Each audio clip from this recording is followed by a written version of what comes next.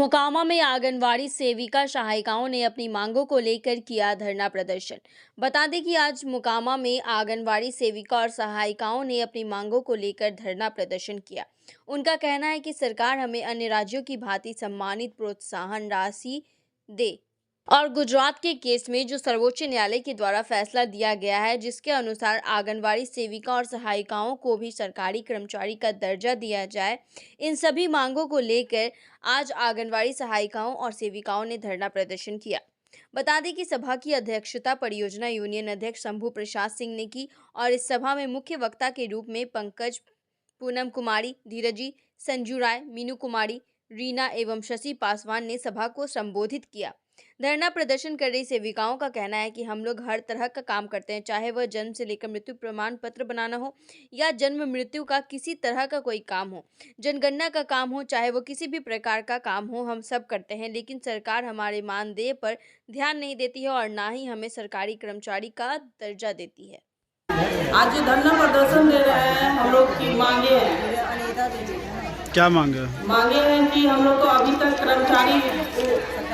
सरकारी कर्मचारी का दर्जा नहीं दिया गया है।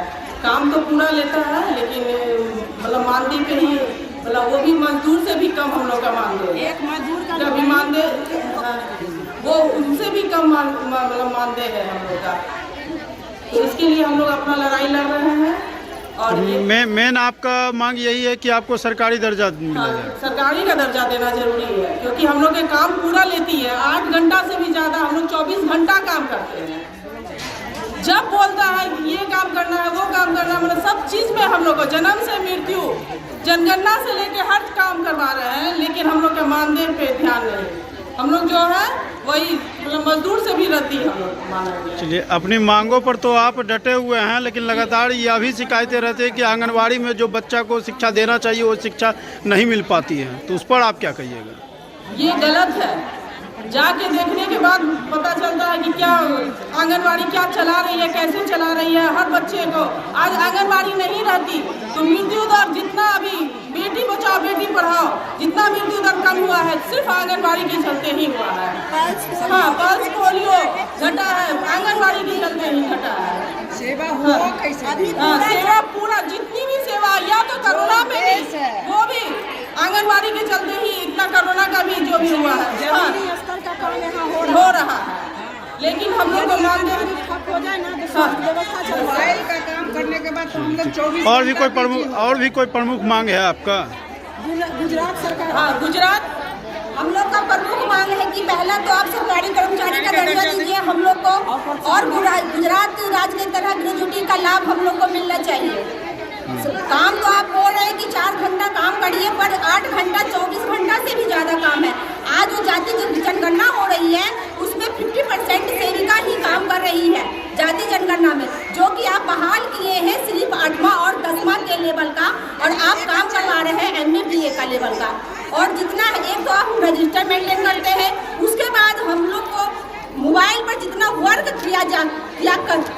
वर्क करते हैं उसके अनुसार हम लोग का मानदेय बहुत कम है, जो कि 5000 में मजदूर से भी कम है। टीचर के जैसा काम हो रहा है। टीचर से जितना आप अभी सवाल किए कि कहता है कि आंगनबाड़ी में पढ़ाई नहीं होता है, अभी औचक निरीक्षण हो रहा है, सब पदाधिकारी आ रहे हैं, बच्चा से पूछा जाता है कि मैडम क्या आपको पढ़ाती है?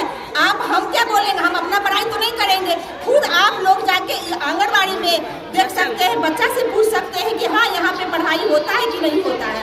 और मृत्यु दर तो बहुत कम हुआ है। स्वास्थ्य का भी काम सब सेविका ही करती है। पल्स पोलियो में सब सेविका काम करती है। उसके बाद आप हम लोग को क्या दे रहे हैं? सिर्फ 5000 रुपया। क्या 5000 रुपया से किसी का पालन पोषण हो सकता है? क्या सेविका अपना बाल बच्चा को अच्छा से पढ़ा लिखा नहीं सकती है?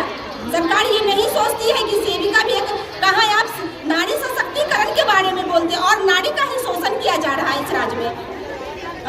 हम लोग क्या सेविका है तो इसका मतलब कि औरत है तो हम लोग को कुछ आप हम लोग के हक का भी पैसा आप देने के लिए नहीं चाह रहे हैं। हम लोग बहुत काम करते हैं, इतना मेंटली टेंशन में रहते हैं हम लोग, तो भी हम लोग काम करते हैं, समय पे काम करते हैं। पर हम लोग का मानदेय, हम लोग अब इस बजट में इंतजार कर रहे थे कि स्मृति ईरानी जो मंत्री जी हैं, हम लोग का कुछ पैसा बढ़ाएंगी, आशा करके हम लोग बैठे हुए थे, पर क्या हम लोग को निराशा हाथ लगी?